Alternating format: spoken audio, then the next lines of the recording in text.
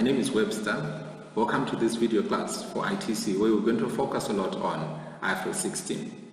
So IFRS 16 is a new standard which came through just a few years ago, but the first time it was examined at ITC level was in 2018, specifically in June. Now when you look at the type of questions which come for IFRS 16, they've been a lot on the discussion part because they really want to test your understanding of IFRS 16. So we're going to break down IFRS 16 more in detail because of the likelihood of it being examined, and we're going to focus much more than we do for the other topics. Now what I've done is I've broken down the standard into three parts. I've broken the video into three parts, with part one focusing on how do you identify a lease transaction, part two looking at how do you recognize and measure a lease transaction from a lessee's point of view, and part three focusing on how do you recognize and measure from the accounting of a lessor's point of view. So those are the three videos that you're going to receive, particularly on this standard. Now let's get into it. The expectations which are there from the examiner side, regardless of any topic. So these are the things that you should be able to do, regardless of whether it's IFRS 16, it's IAS 12, it's IAS 40, you need to be able to do these at all times. And the first thing that you need to be able to do is you must be in a position where you can identify a transaction when it comes through. So you need to be able to identify an issue and link it to a certain standard. For example, how do you identify an IFRS 2 issue? So if you are reading and we see that we have got a transaction which is being paid in equity instruments or which is being paid in cash, but the value of it is based on the value of equity instruments, then those are the characteristics which tell you that this is an IFRS 2 issue, this is a share-based payment issue. So you should need to be able to know them, know those characteristics. They allow you during reading to easily pick an issue. Or for example, you are reading through and you see a contract which is there, and there are two parties into that contract. The other contract holder is holding a financial asset, and the issue of the contract has got a liability or equity instrument. Then immediately you know this is an IFRS 9 issue, this is a financial instrument issue, because you have seen the characteristics of IAS 32 in IFRS 9. So that is the same thing that you need to be able to do for lease. I've looked at the questions which have been examined for leases, and most of the times it's not an obvious written lease that you can immediately from a snap of a finger say this is a lease transaction. They usually give you like a service contract where, for example, you have got one party who gets into a contract for supply of power, but embedded in that supply contract there is a lease which is underlying. So sometimes it's not really that obvious to pick out an IAS 16, an IFRS 16 issue. Okay, so we'll look at the characteristics which you need to know for you to be able to identify a lease transaction. Then after identification, obviously you then need to be able to classify, you need to be able to recognize, you need to be able to measure, you need to be able to present, and you need to be able to disclose whatever that transaction is all about. Now, when you look at from here, from classification to disclosure down here, these you can actually find from the IFRS handbooks. But the identification part, the handbook is not going to help you there. So that means when you get into the exam, I need you to be able to know what are the characteristics of any standard that you have. All right. Now let's key areas of IFRS 16 that you need to master.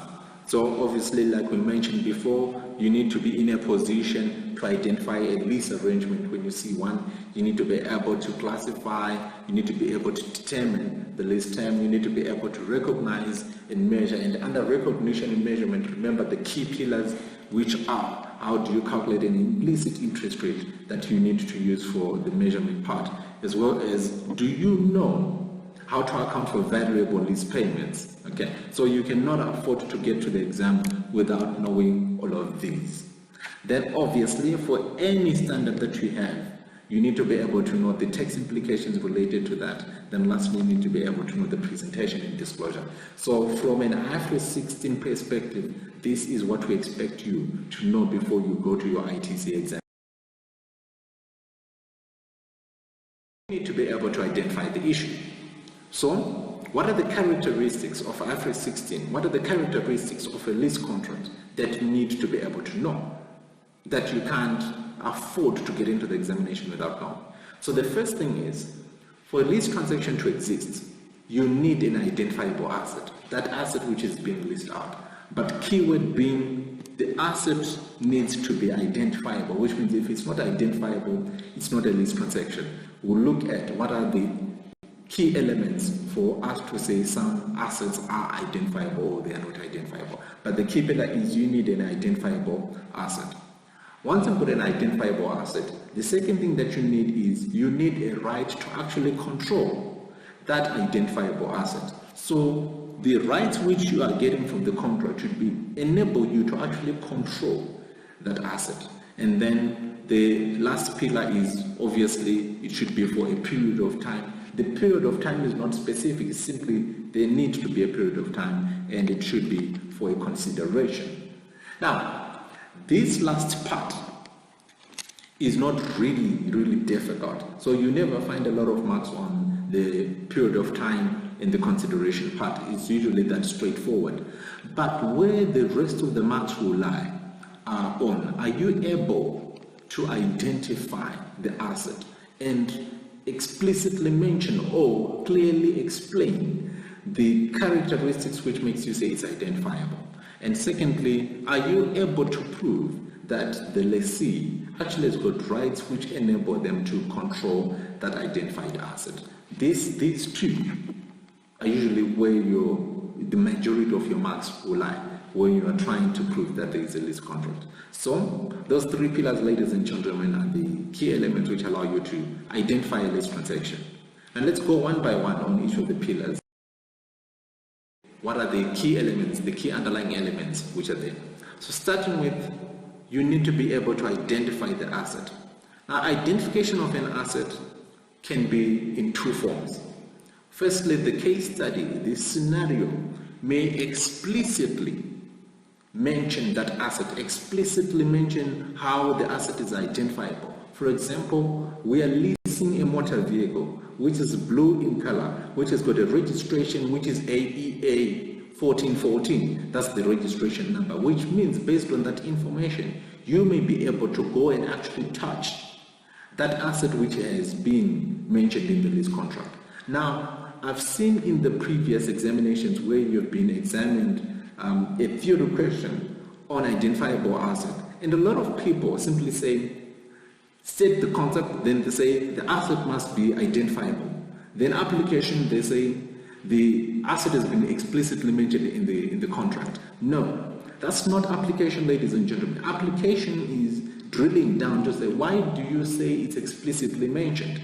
It's explicitly mentioned because number one, it is blue in color, whilst there is no any other car which is blue, and number two, it has got a specific registration number which is unique in nature, which allow us to differentiate it from all the other motor vehicles. Now I can say you have applied yourself. Then in conclusion, the asset is identifiable. Okay? Now, sometimes the contract may not explicitly mention which asset is being leased out, but the asset may be implicitly identifiable. Now, implicitly identifiable means due to the nature of the asset, it is the only asset which can actually do the job. So, for example, we may enter into a contract where we need a machine which produces a laptop which is shaped in the form of an orange. Now that means we don't have machines which shape laptops into oranges. We actually need to make a customized machine. The moment we customize that machine, that means it's already different from the rest. So it's now implicitly mentioned because there is no any other asset which can be similar to this one. Okay, so that can also be one way of mentioning. But remember again, simply mentioning that it's identifiable because it's implicitly identifiable is not actually giving an application. You need to mention why you say it's implicitly, which means you're simply saying, yes, this asset has to do, it's customized and it does work differently, unlike any other machines. Therefore, we can identify it. Okay, great. Now, the second part of an asset being identifiable is you also need to consider if that asset may not be substituted. So we may have identified the motor vehicle, which was a Toyota Corolla AE 1414. But if during the course of the lease, I am able to take that Toyota Corolla AE 1414 and substitute it and give you a Honda Fit, then immediately that asset is no longer identifiable because it can be substituted. So that means during the lease term, we're not working with a defined asset exactly. So we also need to drill down to talk about whether the supplier in the lease contract, the lessor, has got any substantive substitution right. Now, the word substantive is important, ladies and gentlemen, because remember, it's not just substitution.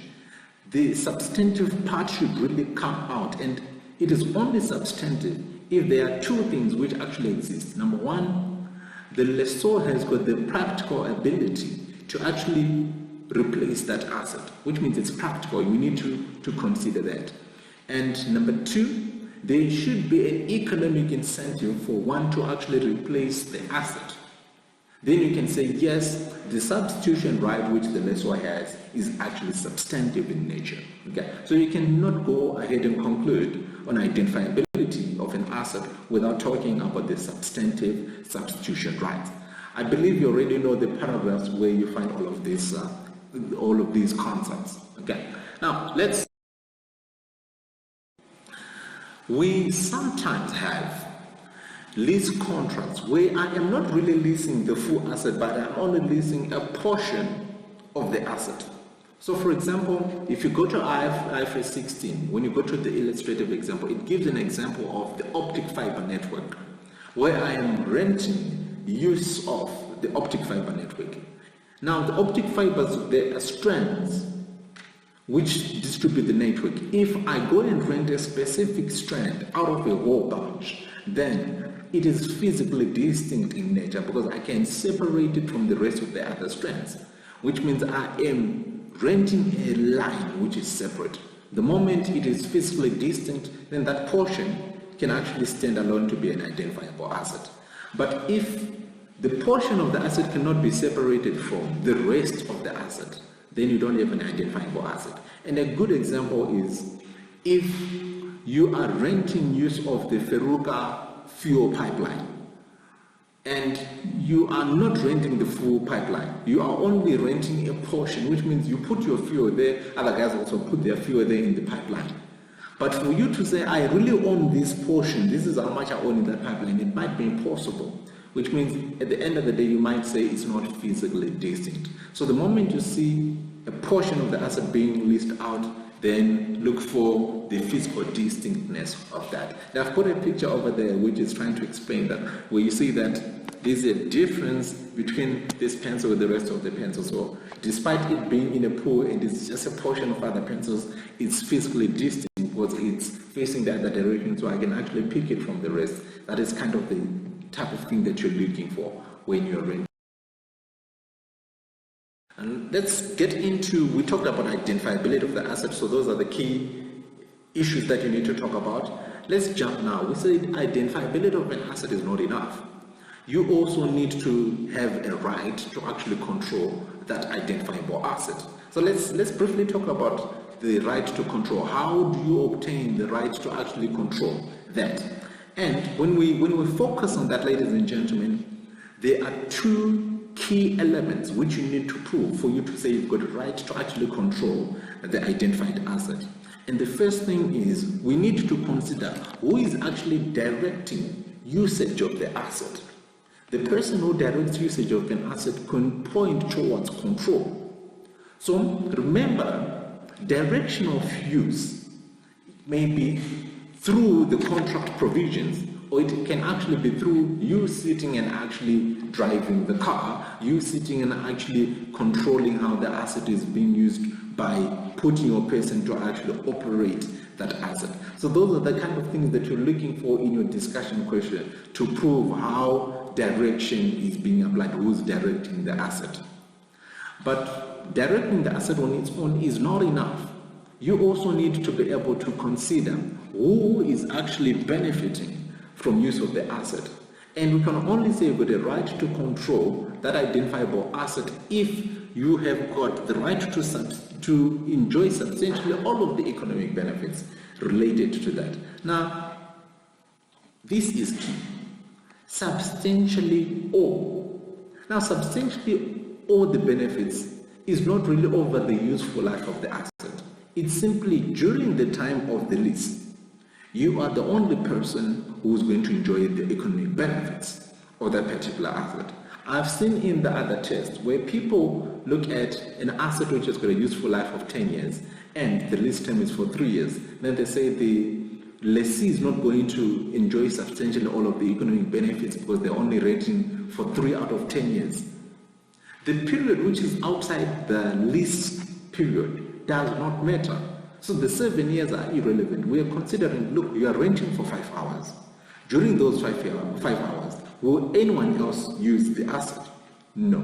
That means during your lease term, you are substantially enjoying all of the economic benefits, and that is good enough. Okay. So the two are very important. In my own opinion, I think discussing about the enjoying substantially all of the economic benefits is a bit easier to discuss. What might give you a bit of some problems is where you want to discuss who is directing the usage of that asset. And remember, it's looking at both. Is it through the contract provisions, or is it by simply who is really operating that asset, which is key? All right, great. So you've got your B9 for that, which actually covers. Now I want us to do a bit of an example. I will not look at the other components, which is basically there for a period of time and in exchange for a consideration. I think those are straightforward, so I don't discuss those ones. Let's look at an example that I have over here on the slides. So we've got a customer who enters into a contract with the supplier to purchase all of the power produced by an explicitly specified power plant for a period of 10 years. Great. So there's a customer over here who enters into a contract with the supplier. So two parties, this is party A, this is party B, and the contract is to purchase power which is produced by an explicitly specified power plant. Now, do you see that part which I was talking about? This contract seems to be, it's a sell-buy contract because it's a contract to buy power. It's like when you get into a contract to buy electricity from ZESA. Do you ever think that is going to be a lease contract? Okay, so that is the kind of arrangement which is here. So we can actually replace the name and say we have got A Limited, which is buying electricity from ZESA. Replace this with ZESA. And they are going to explicitly get all the power which is generated from Wange Colliery, the power plant which is down there, for a period of 10 years. So it's simply a contract to buy electricity. But deep down, you need to step back and say, this sounds familiar to something. Number one, we seem to have a power station which is explicitly mentioned in the contract, which is Wange Colliery. So is it identifiable? Yes, Wange Colliery is identifiable. It's the only plant owned by ZESA in Wange which produces power. So we know the asset is identifiable both explicitly and implicitly. Number two, do we have a right to enjoy all of the economic benefits related to this asset for the period of the contract, which is 10 years? Yes, we are buying all of the electricity which is generated by the power plant. So we are enjoying substantially all of the economic benefits which are coming from Wange Colliery. Then number three, who's got the right to control how the electricity is being produced, at what hours and stuff like that? Then further on goes on to say, the contract states that the customer has got rights to all of the power produced by the plant. We've discussed that. And the customer issues instructions to the supplier about the quantity and the timing of the delivery of the power. Do you see now characteristics of a lease coming out? If the power is not producing power for customer, it does not operate. So no one else will get electricity. It's either us or no one else. But look at the bottom point. The supplier operates and maintains the plant on a daily basis in accordance with the industry approved operating practices. So in terms of operation, what I see here is this guy over here, the supplier, is actually the one who is actually making this electricity. So they operate, they maintain the plant on a daily basis. But does it mean that they direct how the plant is used? No. Though they are the ones who are actually making the electricity, the customer issues instructions on what to do to the supplier, which means we are directing how this contract goes through instructions which are within the contract. So now you have ticked the box, which is there's an identifiable asset, which is Wanke Colliery, and number 2, we have seen that we've got the right to actually direct usage, to direct control of that asset by looking at who is enjoying the economic benefits as well as who is directing the operations of that plant. Now, do you think that ZESA can substitute this? Yes, I think so. Because ZESA can actually say, for the next 5 years, your power, your electricity will no longer be coming from Wange Colliery, but your power will actually be coming from down there in Caribbean. Now, what does it mean? If ZESA has got such powers, then we look at, is it substantive in nature? By substantive, we go to, is it practically applicable? Is it practically possible for ZESA to actually do that? I think it's practically possible. They simply say you're now getting electricity from Kariba Power Station. It's practically possible. Is there any economic incentive for them to actually do that? Well, I think there can be an economic incentive if someone comes and says we want more power, so they want to switch you and take you to Kariba so that the whole Wange Colliery operates at full capacity going to supply other countries. It's quite possible there is an economic incentive to actually do that. So I think it's possible. So what it means now is we need to see specifically from the contract where it says ZESA will not be able to substitute this. Because without that explicit statement, that means we can actually conclude that there is no lease contract here because there is a substantive substitution right which exists to ZESA. Okay, so that was identification of a lease contract, ladies and gentlemen. That is what I wanted to focus on the first part of this video. Okay, so let's wait for part 2. Let's watch part 2 for now the nitty-gritties of how we need to account for this. Thank you.